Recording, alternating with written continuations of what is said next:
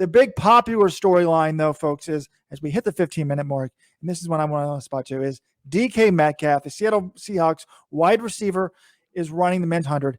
I got to give this guy so much props because we hear so many spinners saying, I'm fast, but they don't normally want to race people. Millrose used to have an NFL sprinters race. I mean, I looked it up, 2011. You got Jacoby Jones of my Baltimore Ravens on there. But to race the pros, this is insane. Very impressive. So, John, you interviewed Otto Bolden, the sprint expert and TV commentator, and I was shocked by what he says. He says 10.5-ish if he has a good race. I guess I shouldn't have been shocked because when we talked about this on Wednesday's podcast, we kind of came up with 10.5 ourselves. But the more I think about this, I think this is incredibly disrespectful to the sprinters. And he said, I'm not trying to disrespect this NFL players. I'm not trying to disrespect them, but there's a big difference between, NFL speed and world-class speed. And I'm just wondering, does Otto, John, when you were talking to him, does he know the history of the NFL sprinters in the past? I mean, look at some of these names that I have that I've thrown up on the video board here. Bob Hayes, I know, is in the 1960s. He's the only man with an Olympic gold medal and Super Bowl title. He was an Olympic 100-meter champion, and then a Hall of Famer, I think, for the Dallas Cowboys. Willie Gault was a great runner. Darrell Green, so many people have had really, fantastic careers in the NFL doing both. All right, one thing. Please show me any of those guys. How many of those guys weigh 229 pounds? 2, Randy Moss is on there. He ran 10.9 and 21.9, and you're putting him on there as that's something. I guess he was 15 years old. Okay, that's pretty fast, but that's the classic thing. You see he dropped some crazy time early, and then someone's saying this guy could have been a world-class sprinter. Come on. I want actual hard performances. Bob Hayes, Willie Gault, they actually did stuff. Randy Moss, okay, maybe. Okay, John. Well, I wasn't going to go to this chart right away. Maybe you didn't realize I have this chart to embarrass you. But, Randy Moss ran 10.94 and 21.95 as a 15-year-old.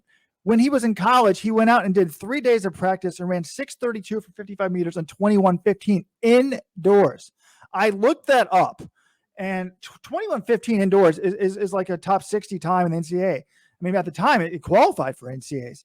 His coach said Randy could be a world-class sprinter. He's by far the best runner I've ever seen. That includes Michael Johnson and Carl Lewis. That's ridiculous, Robert. He's better. He's by far the best runner I've ever seen. So he's saying he's by far better than Michael Johnson and Carl Lewis. Randy Moss, some guy who ran track for 3 days in college. I'm sorry, that's the most ridiculous thing I've ever heard. Okay, well, was that the track coach or the football coach? The track coach said that. And look, Randy Moss and them are both 6'4". Yes, Randy Moss is 229. And Metcalf is 229 and Randy Moss is only 210 pounds. So that's a problem. I am worried about the weight. But 21.15, I said, is the 63rd fastest NCAA time in 2019. If you look up the 63rd fastest 100-meter runner in 2019, that person ran 10.33. And you look at it this year, it's where it ranks, it's basically 10.34. So, and if you convert a 6:32 55-meter time all the way up to 100 meters, it's 10:40. So I think that the over-under should not be 10.5. It's at least 10.4 for me. And one other reason to think about it as being 10.4 is Sha'Carri Richardson. Look, the best female athlete in the world is basically the level of a really good high school runner. And back in that first chart, I mean, I got another chart here. These are the fastest NFL players according to the Next Gen stats in the NFL this year with the ball. So DK Metcalf does not show up in here, but he reached 22.64 miles per hour. But Raheem Mostert, who plays for the 49ers, he reached 23 miles an hour. He ran track at Purdue. He ran 10.28 and 20.65 at Purdue. Kenyon Drake ran 10.93 in high school. Jonathan Taylor of the Colts ran 10.49 in high school, 21.53. He was the New Jersey State champs. And then Otto Bolden says people don't have world-class speed. Hello, Tyreek Hill, who was the fourth fastest guy in the NFL this year in a game with the ball, ran 20.14 in high school. How in the hell is that not world-class? 20.14, John? You're telling me that's not world-class? Robert, you're so caught up on top speed, which is what capture of a momentary stat. It's not a capture of him running 100 meters as fast as possible in a straight line. And you're putting all of these you're listing their personal best. This is the absolute fastest time they ever run with, good wind, good conditions. This is one-shot deal for DK Metcalf, and it's going to be his fastest time because he's never freaking run 100, which you just seem to ignore. That, like, this guy didn't even run the 100 in high school. Now he's going to run out an event he's never run, and it's going to be a snapshot time. It's not going to be a person like Raheem Mostert ran a bunch of years of track at Purdue, was a 10:28 guy. That's the fastest he ever ran. Okay. This is one-shot deal for DK Metcalf. That's a good point. Like, how much is actual training? His potential is clearly faster than 10.5, I think. And Tyreek Hill, I would expect to run 10.2 or 10.3.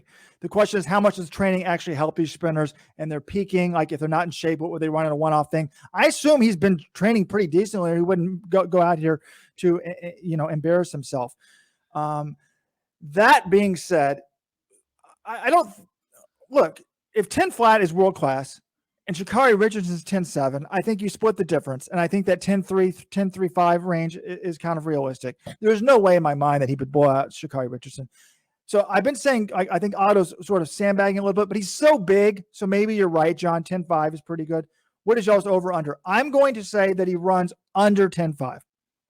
I think he runs over 10.5. I also think you're insulting Sha'Carri Richardson. Again, you're saying, okay, yes, in every sport, the best high school boys are probably competitive with the best high school girls. The problem is the best professional women. The problem is DK Metcalf was not a 100-meter runner in high school. He was not one of the best 100-meter runners in high school, and he hasn't run the 100 pretty much ever. So comparing him to one of the best high school boys, that comparison doesn't work. But I will say over for his time, over 10.5. Well, I know, but Jenny Simpson, if you put her in a high school boys race, you wouldn't need the very best runner to spank her. I mean, it would be... Okay. A couple of things here.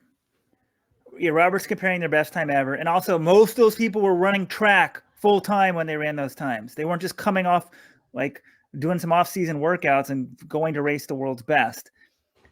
Robert has an argument that, fine, maybe he runs 10.4 or something, but anything faster than that's crazy. I'm shocked by Tyreek Hill. Did you guys realize how good he is? Okay, John, tell me Tyreek Hill's best track credentials, what his best accomplishment was on the 20.04. Sorry, 20.14.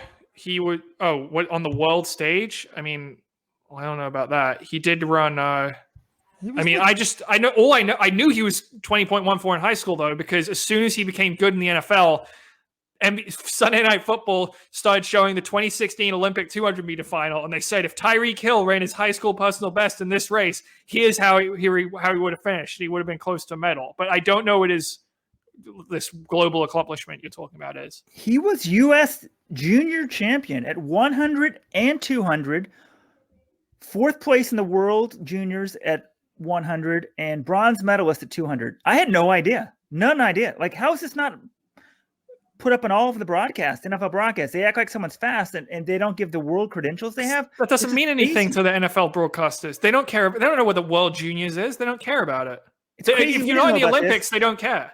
And I'm also shocked he didn't run the Olympic trials, but I guess he wanted to do the juniors. I guess you couldn't do it in 2012 for the same weekend. And with 20.14, I might take my chances in the trials. Then I guess he got so good at football, he just quit running track because he did, 1 year of JUCO, and then that was it.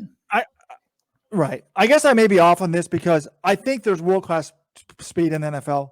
There's a long history of it, and Tyreek Hill has world-class speed. Now, DK is so big because I do have some other stats that sort of back off what I was saying. So you guys, are you good? John, are you familiar? I don't know how good you are with math. I'm a former high school math teacher, the Pythagorean theorem.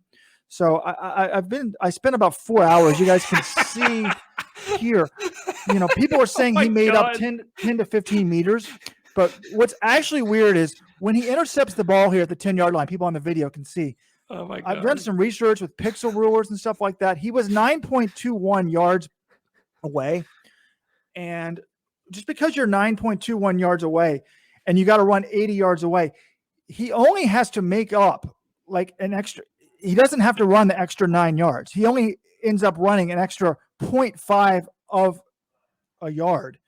Now he's got to do the extra 4 yards back in this direction. So he's only running an extra. He didn't make up 10 yards. Yes, while he's not basically 10 yards away, like Chris Collinsworth said in that clip. And I don't know if y'all have we shown the clip? I forgot. Did we show the clip, John? No. Here it is. But even though when the guy intercepted the ball, he was basically 10 yards away. I had nine yards away. He doesn't have to make up 9 yards because of the Pythagorean theory. He gets half of that back. He only had to make up 4.5 yards according to the math. I literally spent about 2 to 3 hours on this, and I also did the research. The other guy with the ball runs 80 yards at 8.1 seconds. That's 73 meters at 11.15 100 meter pace. So that means DK Metcalf ran 77 meters at 10.5 100 meter pace. Now he's wearing full pads, but he does have a running start.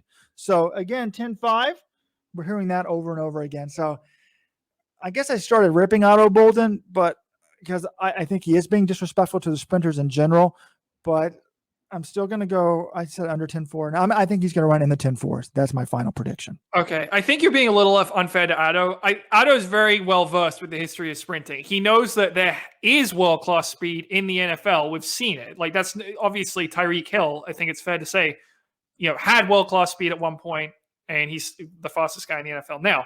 But he's saying there's a difference. The very fastest players in the NFL don't all have world-class speed. So, yeah, 10.5 I think is a pretty good number to go off of that. And now, Robert, I know what you've been doing. Instead of editing the long features, the one I have there, you've been doing the Pythagorean theorem to figure out how much ground DK Metcalf made up.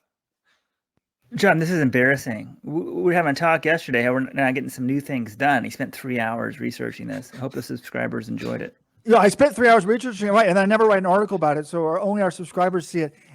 The sad thing is, geometry was my weak point as a math person, so it took me a long time to figure it out, John, and then measure it. And then I'm kind of confused because I ended up finishing at 2 a.m. So, anyways, okay. If you want the stats, email me at pod@letsrun, and I can give you that. But should be fun. All right, guys, enough pro track and field talk.